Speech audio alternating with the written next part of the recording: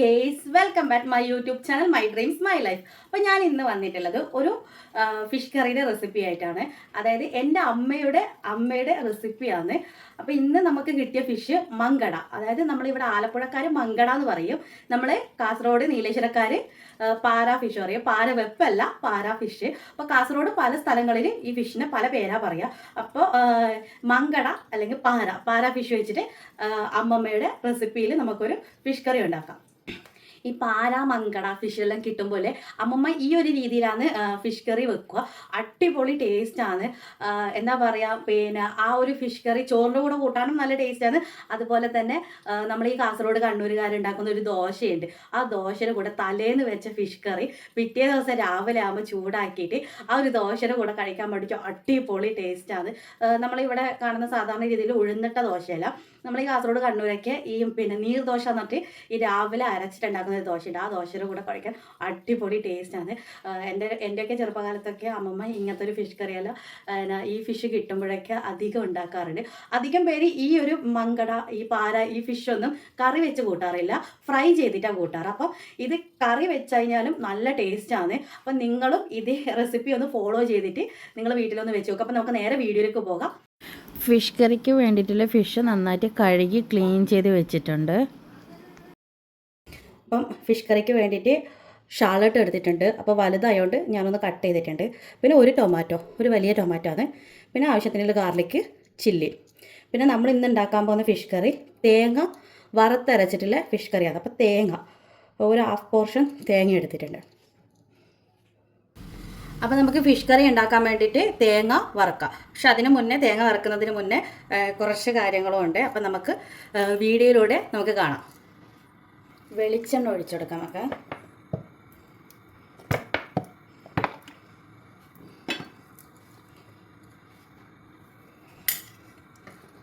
വെളിച്ചെണ്ണ ഒന്ന് ചൂടായി വന്നപ്പോൾ നമുക്ക് ഷാലട്ട് ഇട്ട് കൊടുക്കാം.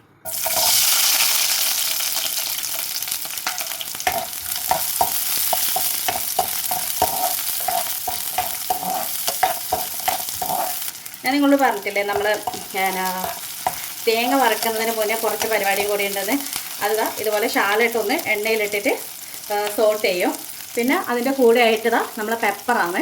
പെപ്പറും കൂടിയിട്ട് ഈ ഇതിൻ്റെ കൂടെ ഷാലറ്റിൻ്റെ കൂടെ ഇട്ടിട്ട് ഒന്ന് സോട്ട് ചെയ്യാൻ പോവുകയാണ്.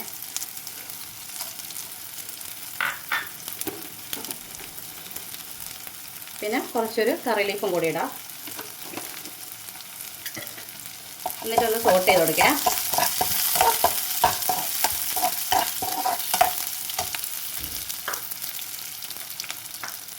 നമ്മൾ തേങ്ങ ഇവിടെ ആഡ് ചെയ്യാണ്.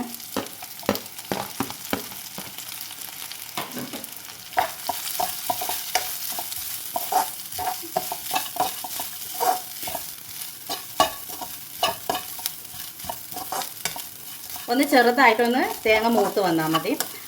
തേങ്ങ ചെറുതായിട്ടൊന്ന് മൂത്ത് വരുമ്പോൾ നമുക്ക് മഞ്ഞൾപ്പൊടി, മുളക് പൊടിയൊക്കെ ഇതിലേക്ക് ആഡ് ചെയ്യാം.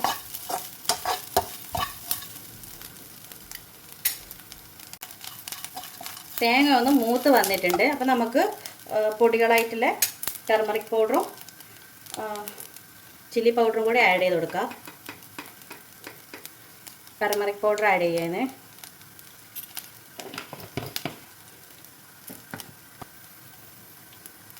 ഇതാ ചില്ലി പൗഡർ ആഡ് ചെയ്യാൻ.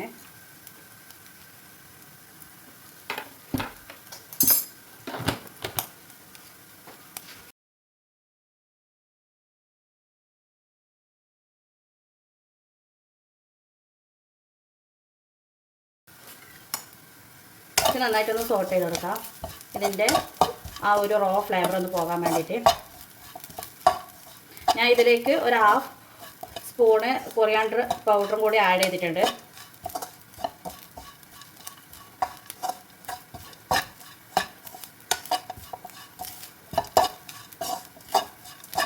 നന്നായിട്ടൊന്ന് ചൂടായി വന്നിട്ടുണ്ട്.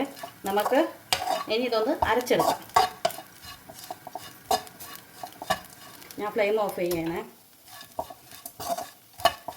അരച്ചെടുത്തിട്ട് വരാം. ഒരു ചട്ടി ചൂടായിട്ടുണ്ട്. നമുക്ക് അതിലേക്ക് കോക്കനട്ട് ഓയിൽ ഒഴിച്ചു കൊടുക്കാം.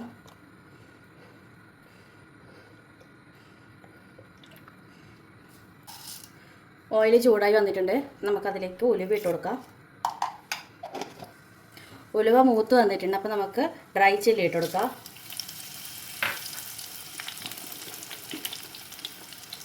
കൂടെ തന്നെ കറി ലീഫ് കൂടി.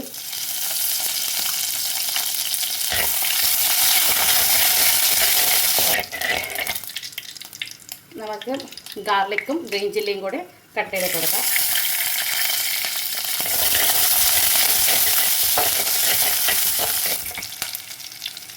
ഇതിലേക്ക് കട്ട് ചെയ്ത് വെച്ച ടൊമാറ്റോ ആഡ് ചെയ്യുക. സാൾട്ട് ചേർക്കുക.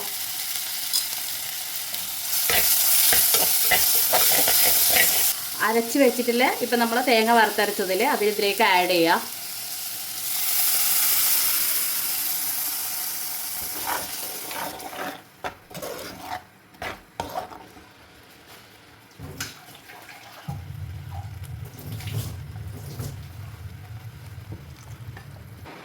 പുളിവെള്ളമാണ്.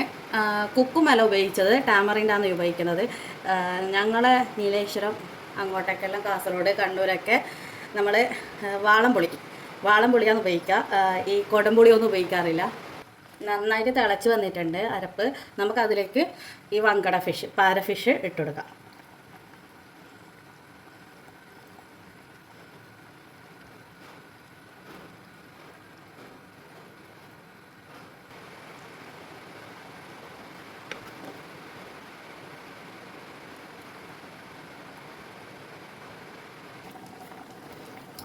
നമ്മളെ കറി ഇവിടെ ഏതാണ്ട് റെഡി ആയിക്കൊണ്ടിരിക്കുകയാണ്. അപ്പോൾ നമ്മൾ അതിലേക്ക് ഞാൻ മുന്നത്തെ ഫിഷ് കറിയുടെ വീഡിയോയിൽ ഇട്ടിട്ടുണ്ടായിരുന്നു കായ പൗഡർ. അപ്പോൾ ഇതിലേക്കും കുറച്ച് കായ പൗഡർ ഇട ചെയ്യുന്നത്.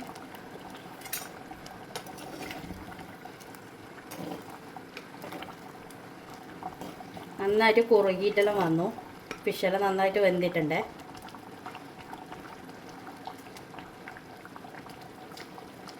അപ്പം നമ്മുടെ വങ്കട ഫിഷ് അല്ലെങ്കിൽ നമ്മളെ പാര ഫിഷ് ഇതിവിടെ എൻ്റെ അമ്മമ്മ ഉണ്ടാക്കുന്ന സ്റ്റൈലിൽ ഞാനിതിവിടെ നിങ്ങളുടെ മുന്നിൽ റെഡിയാക്കി വെച്ചിട്ടുണ്ട്.